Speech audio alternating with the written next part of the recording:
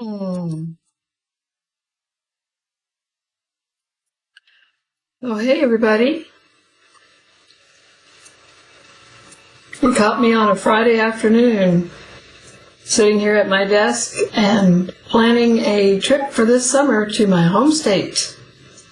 So, I'm kind of excited about it. You know, I'm old now, so I have to use a magnifying glass and special glasses to be able to see the fine print on this silly map. You know, who uses old school maps anymore? Well, I prefer GPS now, but this is what I grew up with, was using old-timey maps. So this is take 2 of this video, attempt to make this video, because as I was starting it the first time, I got a phone call that I had to take, so here we go again. So, I'm sitting here looking at beautiful views and listening to beautiful music and happily planning my summer trip, summer of 2024. Going back to my roots. Yeah. So I think that's probably good. Hope you all can hear and see me okay. I'm going to take these glasses off.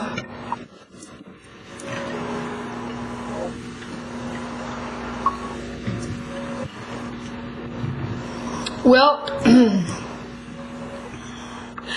I have prepared this video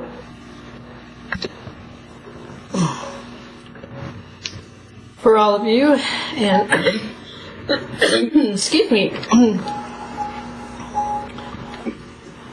I'm calling it road trip, or actually it's no plan B, but I'm asking, when was the last time you went on a road trip? I don't know about you, but I'm ready to hit the road again. You know, I've always enjoyed planning when it comes to going on vacations or traveling adventures in general. It's always been a thrill for me to plan and prepare and anticipate upcoming trips. And I love to travel by car, RV, train, and cruise ship. I don't enjoy traveling by air so much anymore, but I've done plenty of that too when necessary. And the extent of my international travel is kind of funny, really. You know, it's just been Canada and Mexico so far. But I'm sure for those of you who have been accustomed to traveling around the world that probably sounds kind of silly. But anyway, I was going to share with you a comical memory that I wrote a poem about.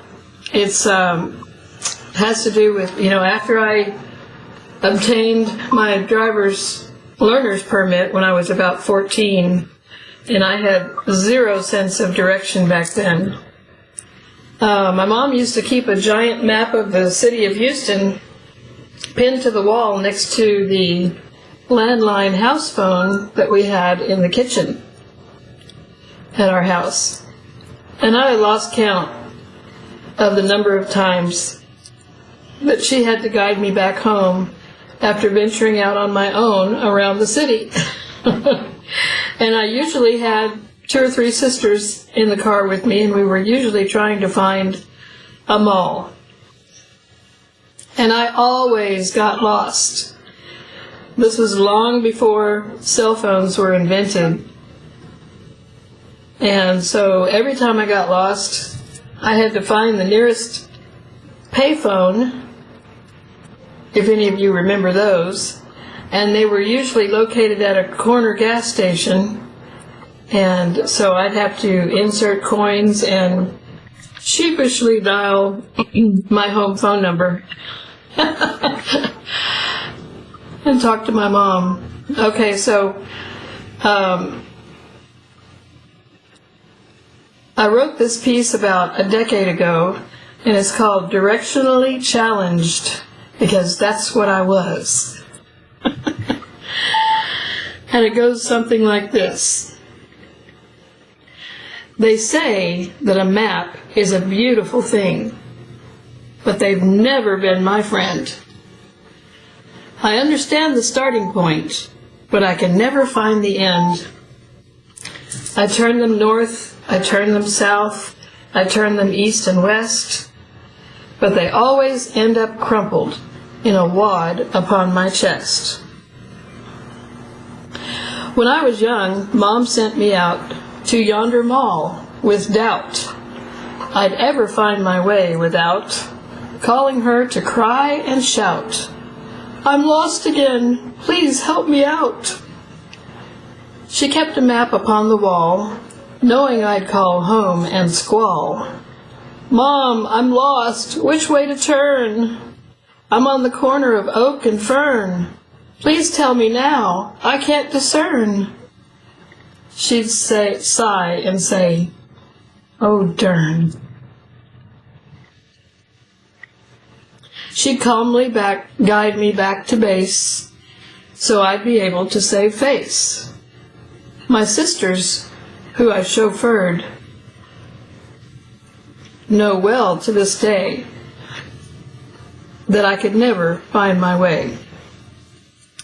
I hid this fact from all my friends, so they wouldn't comprehend that every time I hit the road, I'd get lost again. Oh, will it ever end? Years before there was GPS, I was pitiful, I must confess. So the moral of this story is, have GPS, will travel. That job is now its biz.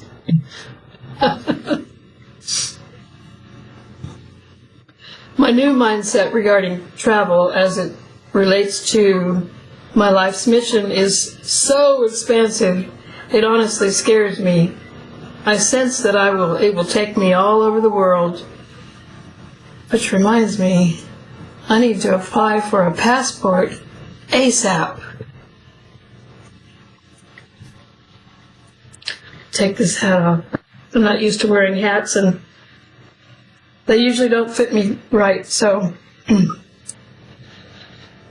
So, it's fun to plan trips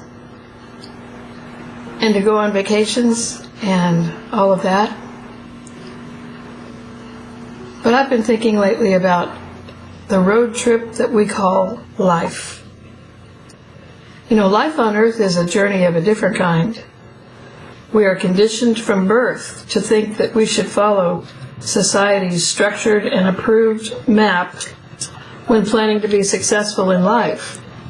And that involves 18 years of primary education, 4 to 8 years of college study, and higher learning for those who seek higher level positions that require multi-level degrees to obtain.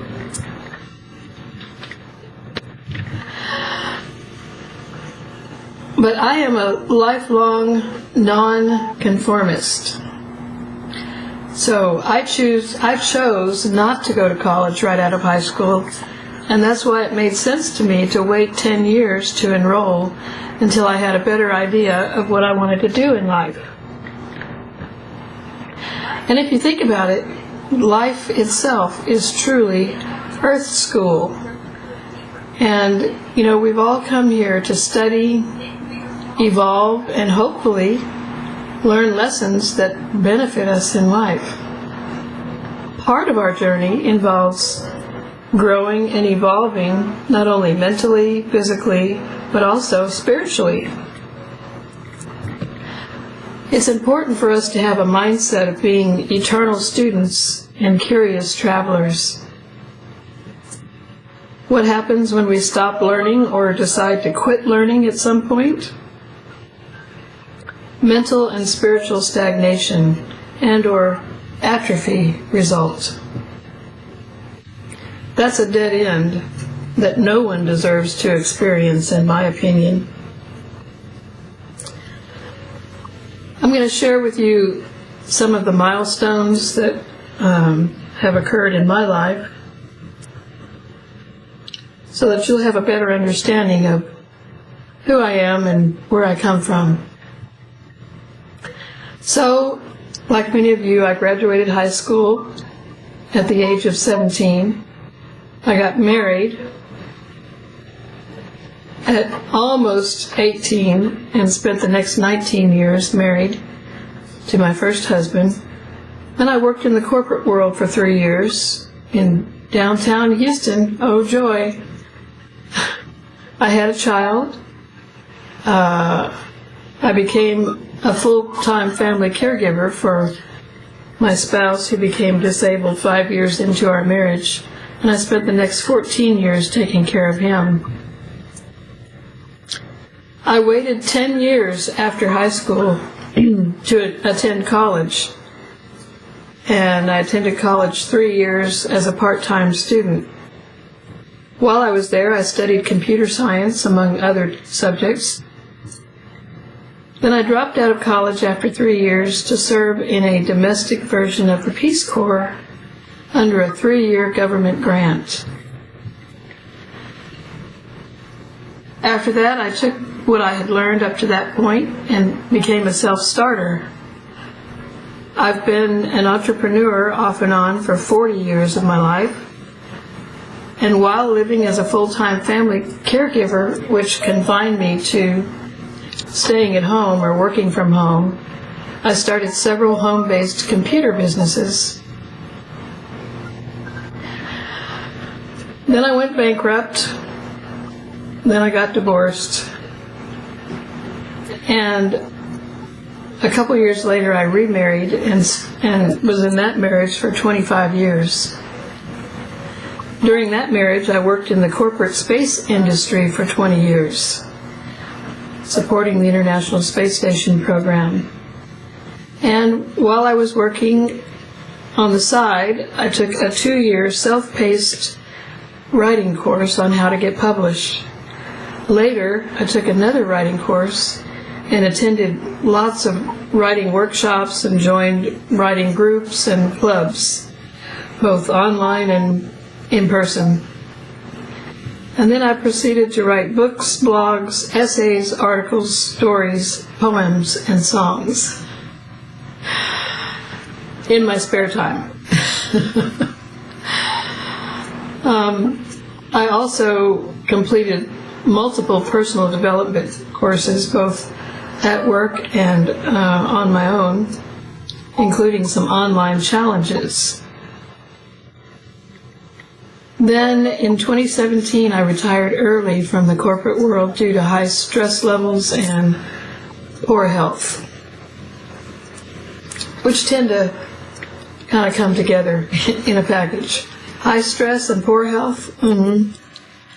So I found myself having to choose between my job and my health, and I chose my health. Because at the time I was suffering from mold illness as a result of working in a building that had mold in it. So after I retired, I healed myself of mold illness using essential oils and other natural remedies that I had been studying for about 3 years at that point. Once I healed from the mold illness, I returned to focusing on my entrepreneurial interests that promoted alternative healing modalities and living a more stress-free life. Then I divorced a second time, and I injured my back trying to move out of my house in a hurry for my own safety and sanity. After that, I embarked on a 2-year physical and spiritual reawakening and healing period, and decided I wasn't ready to sit in a rocking chair on the front porch for the rest of my life. I enrolled and completed a 1-year reflexology certification course while healing, planning, and preparing to open a mobile reflexology service. I'm not going to answer that. Next, I started a podcast on YouTube, which is what you're watching me on now, to share what I've learned in life with the world in creative ways. What a wild ride it's been so far. I feel as though I'm standing at the map kiosk in the Mall of Life right now, looking at the arrow labeled, "You are here," and asking myself, where do you want to go now?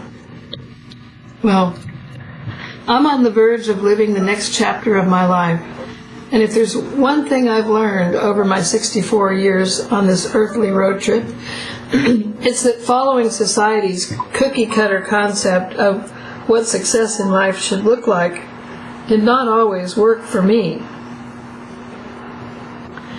The road to success does not usually unfold before us in a straight line, and anyone who's lived a longer life knows that. But every experience can teach us something that we can take to the next level if we are paying attention. One of the things I've realized looking back is that all that time spent studying, planning, preparing, and doing everything in my power to achieve my goals in life brought limited success. The key words here are everything in my power. Now I see that I was trying to chase and force my version of success to materialize instead of fully surrendering myself to God's version of success, which attracts and manifests goals with grace and ease. So I've decided to let go of the reins of my life and hand them over to Father God, to surrender all outcomes and to let Him guide me one day at a time into achieving the ultimate mission my soul came here to fulfill. What do I have to lose? I've tried everything else and it didn't work. So by releasing all control and fear, I am completely at His mercy. The only thing I'm required to do daily is to listen to His guidance, to trust Him to help me to use all of the experience, the acquired skills and talents in my personal toolbox to share life lessons learned, along with other creative work that I've generated in this lifetime, with the world. I only share what I hear Him saying, and I only do what He prompts me to do, and that includes helping others. I am no longer a people pleaser. Everything I do must align with God's will for me, or it must exit my life. For those of you who have not seen any of my previous videos, I'll catch you up a little bit. My life mission focuses on helping humanity to heal body, mind, soul, and spirit, which I believe will help to raise the overall frequency of this planet. And right now we could sure use some raising of frequency, right? With everything that's going on in the world that's along a negative timeline.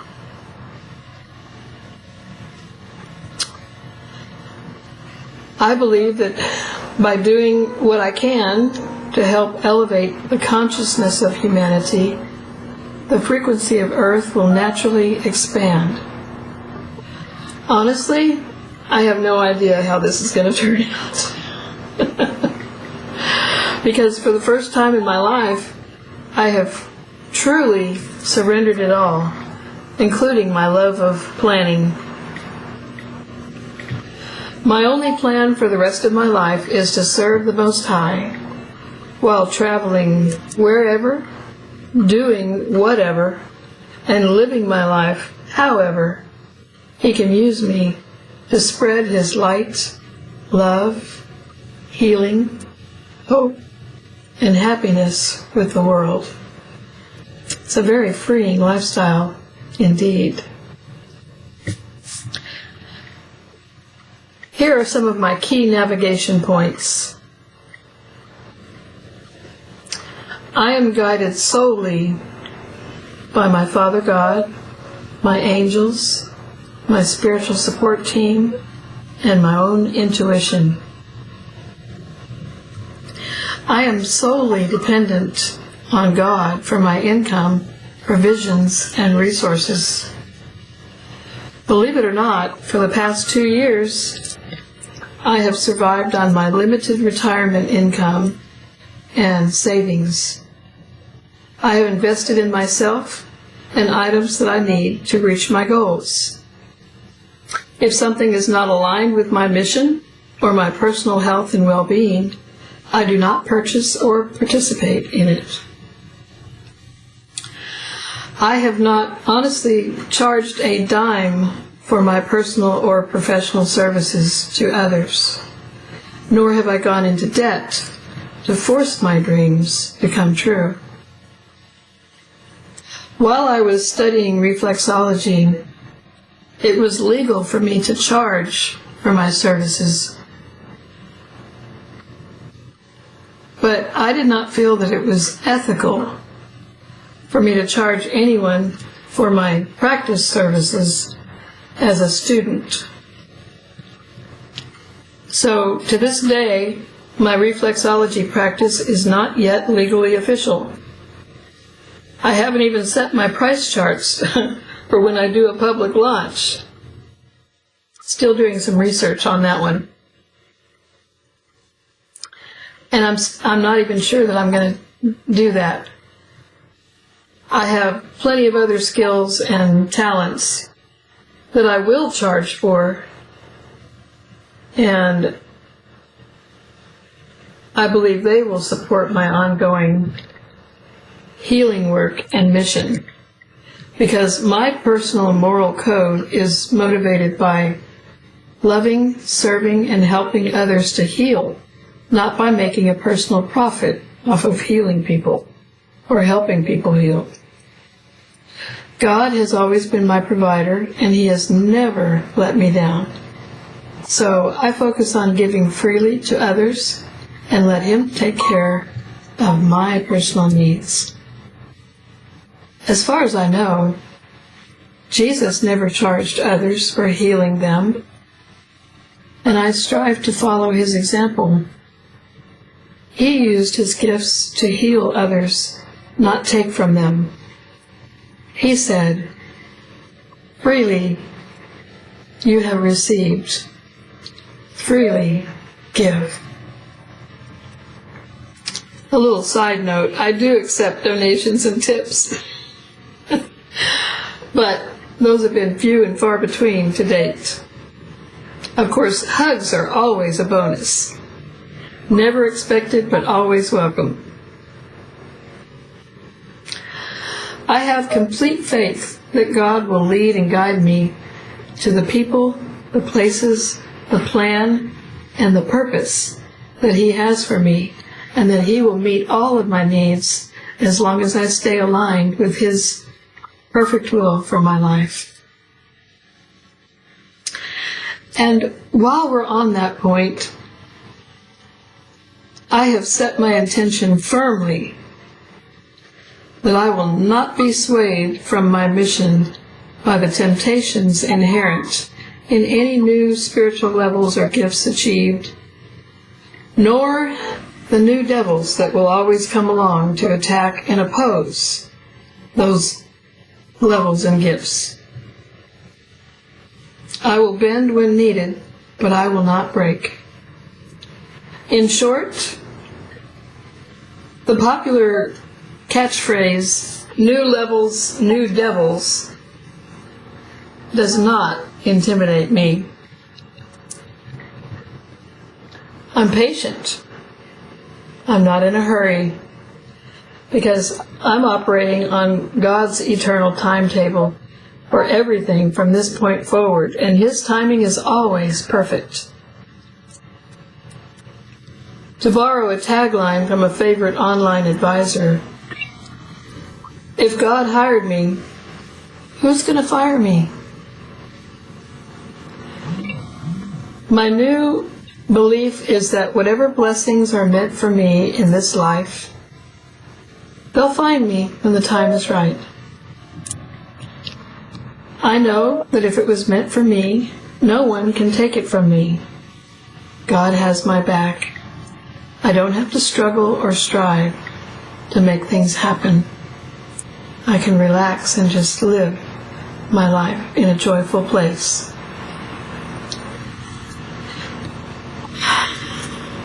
To sum all of this up, I've been a faithful student in the School of Hard Knocks in the University of Life for 64 years. I have now earned my diploma when it comes to overcoming suffering, striving, and living in lack mentality. From this point forward, I will live a free and abundant life, enjoying the fruits of my labors, teaching and helping others heal along the way, and I am not looking back. Nor am I looking to anyone externally for validation other than my Father God who lives within me. I kind of feel now like I did when I was right after I graduated from high school. I had a vision of the future that whispered to me, "The world is your oyster. Now get out there and live life to its fullest." And that's exactly what I am prepared to do now. Like you, I am but a spiritual being having an earthly human experience, with a tiny knapsack strapped to my back and a song of joy in my heart. I'm about to take a giant leap of faith into my destiny. I'm ready. Bring it on, universe. So, it's no surprise that the theme song of joy I have selected for this phase in my life is one that was written and recorded by one of my favorite musical artists known as Carman. It is titled, No Plan B. This song is the inspiration for my new mindset outlined in this video. You'd laugh if you could peek into my life, because I dance around my house and listen to this song on full blast sound and on repeat whenever I need a boost of inspiration. I hope you enjoy listening to it too. Carman has kind of the same type of vibe that Michael Jackson had, and I just love to listen to his music. Sadly, copyright laws will not allow me to play the song on this video without a license, but I'll read the lyrics to you now and place a link in the description box below this video to the original song for those interested in listening to it on your own. Here it is. No Plan B. Years ago, I made a choice, a supersized vow. Said I'd live for Jesus and never back down. Put pedal to the metal, win, lose, or draw. Everything I am, everything I'll be. God had it all. He's always been so faithful. He's done more than he should. He's my hope, He's my joy. He's always done me good. The road's been a long one. It's always been a fight. But God had my back deep into the night. He's been my plan A, and now everyone can see I'm living for the Lord, and there's no plan B. I walked away from Krishna. Kabbalah had me bored. Buddha's not my cup of tea. Mohammed's not my Lord. There is no other option, the Holy Bible say. Jesus is the Son of God, and still the only way. He's what we've all been wanting. He's what the public craves. He's the King of everything. He's the one who saves. The road's been a long one. It's always been a fight. But God had my back deep into the night. He's been my plan A. Now everyone can see I'm living for the Lord, and there is no plan B. Hope you all enjoyed this little Friday afternoon video.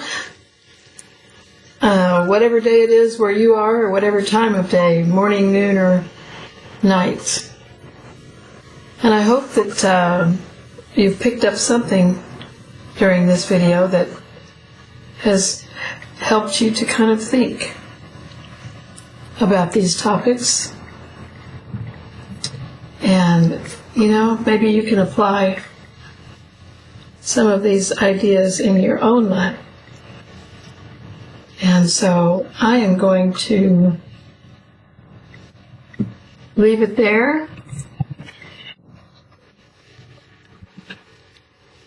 And go back to, where am I? Go back to planning my trip for this summer. I'm going to take some time off in probably late June or mid-July to fly back to my home state and visit some places where I grew up. Try to connect with my roots. So, I'll leave it there. I love you. I hope you come back to see me again soon. Take care, everybody, and happy trails.